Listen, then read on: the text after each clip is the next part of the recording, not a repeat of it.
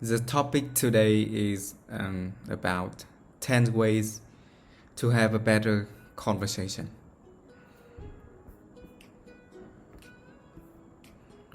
Alright, I want to see a show of hands. How many of you have unfriended someone on Facebook because they said something offensive about the politics or religion, childcare, food? And how many of you know at least one person that you avoid because you just don't want to talk to them? You know it used to be that in order to have a polite conversation. We just had to follow the advice of Harryhausen in My Fair Lady. Stick to the weather and your health. But these days, with climate change and anti-vaccine, those subjects are not safe either. So, this world that we live in, this world in which every conversation has the potential to evolve into an argument, where our politicians can speak to one another, and where even the most trivial of issues have someone fighting both passionately for it and against it is not normal. Pew Research did a study about 10,000 American adults, and they found that at this moment, we are more polarized, we are more divided than we ever have been in history. We are less likely to compromise, which means we are not listening to each other. And we make decisions about where to live, who to marry, and even who our friends are going to be based on what we already believe. Again, that means we are not listening to each other. A conversation requires a balance between talking and listening, and somewhere along the way, we lost that balance. Now, part of that is due to technology. The smartphone that you own either have in your hands or close enough that you could grab them really quickly.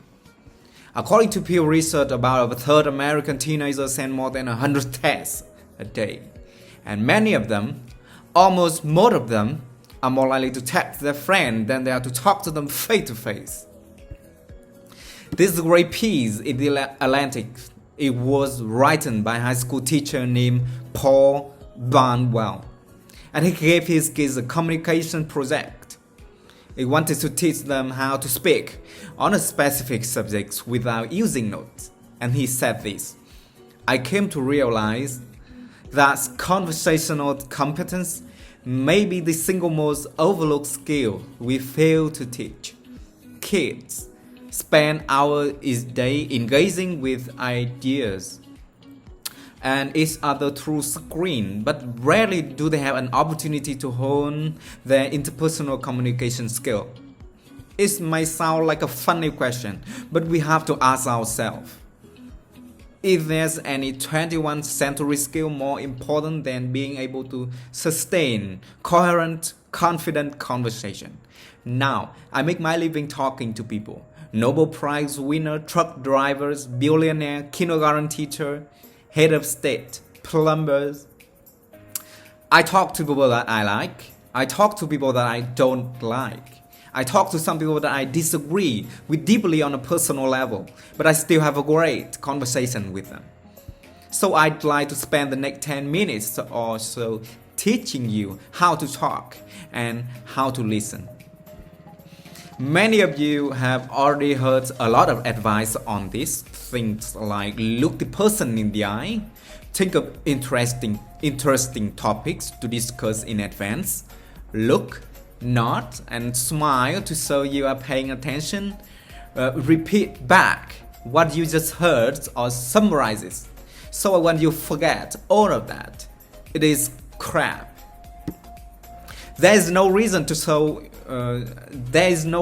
learn how to show you are paying attention if you are in fact paying attention.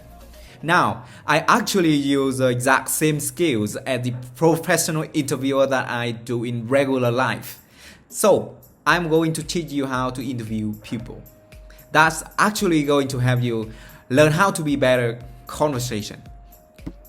Learn to have a conversation without wasting your time, without getting bored, and please God, without offending anybody.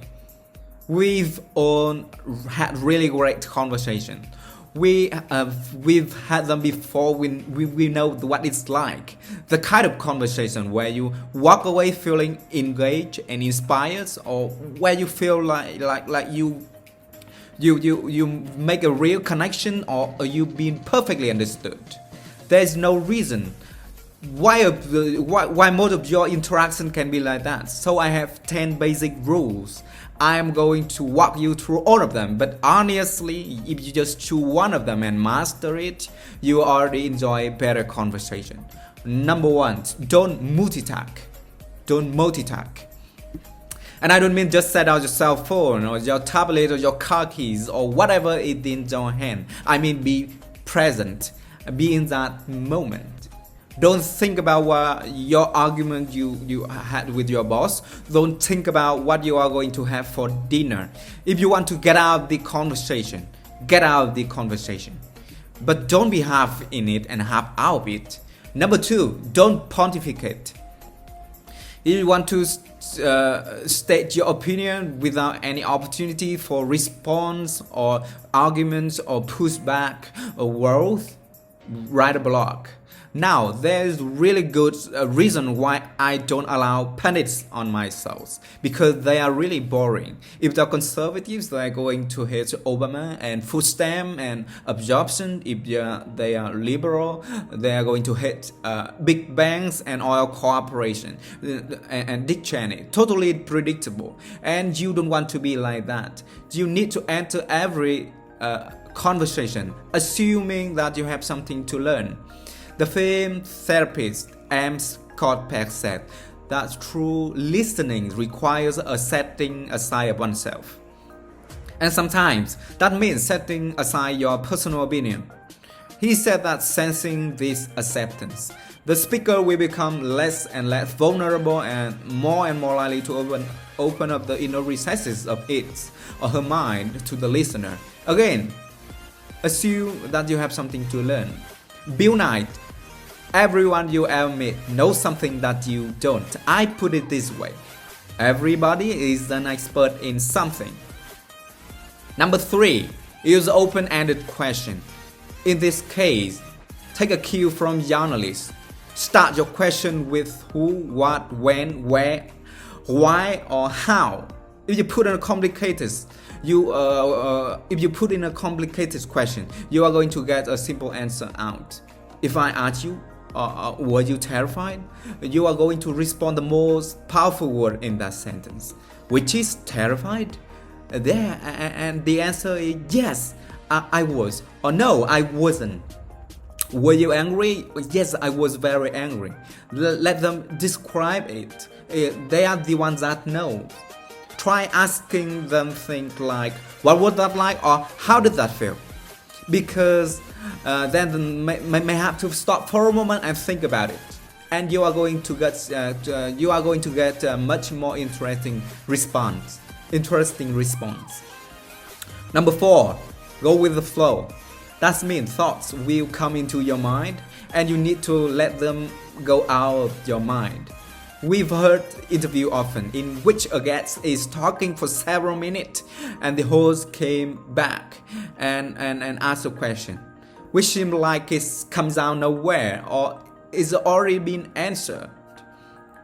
That means the host probably stopped listening 2 minutes ago because he thought of a really clever question and he was just bound and determined to say that.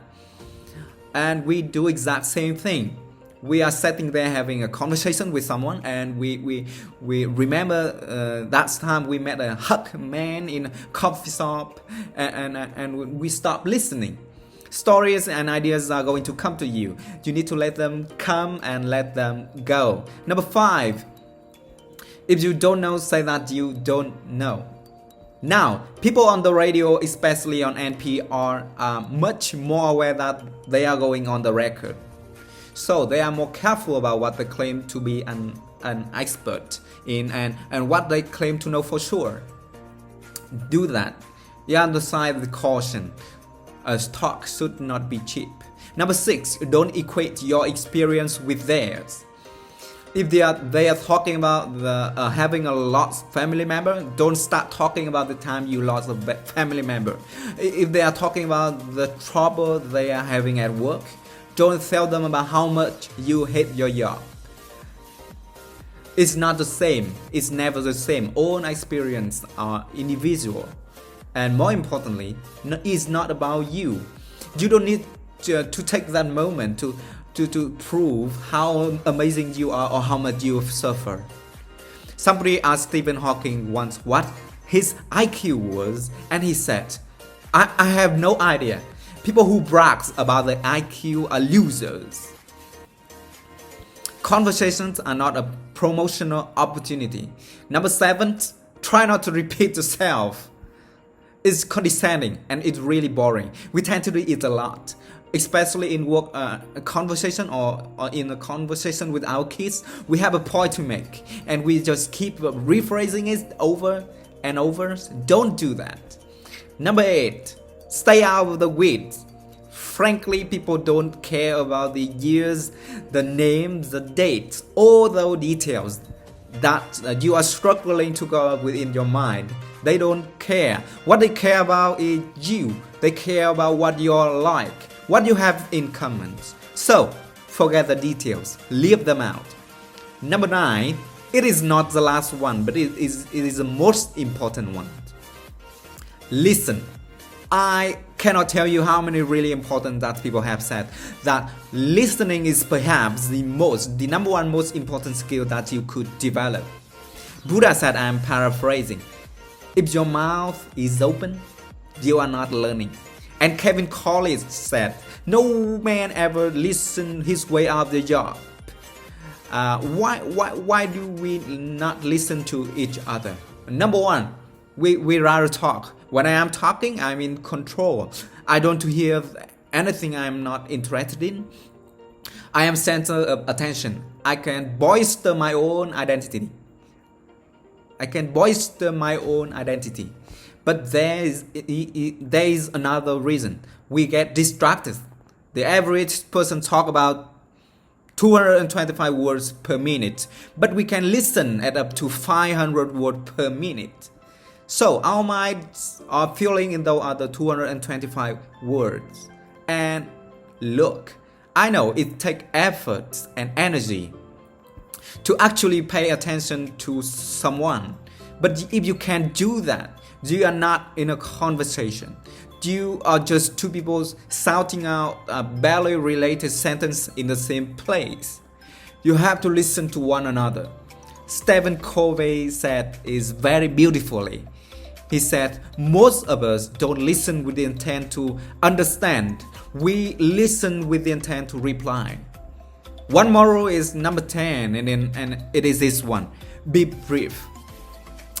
A good conversation is like a mini skirt, short enough to retain interest, but long enough to cover the subject.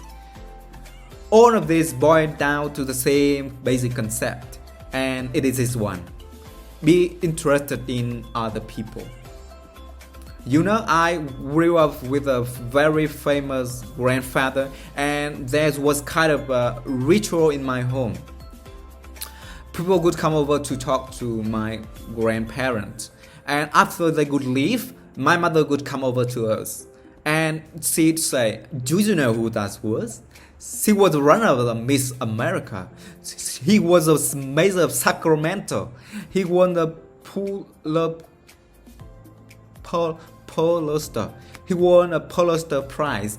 He's Russian ballet dancer. And I kind of grew up assuming everyone has some hidden, amazing thing about them. And honestly, I think it's what makes me a better host. I keep my mouth shut as often as possible I can. I keep my mind open, and I am always prepared to be amazed, and I'm never disappointed. You do the same thing. Go out, talk to people, listen to people, and most importantly, be prepared to be amazed. Thanks. Thank you for listening.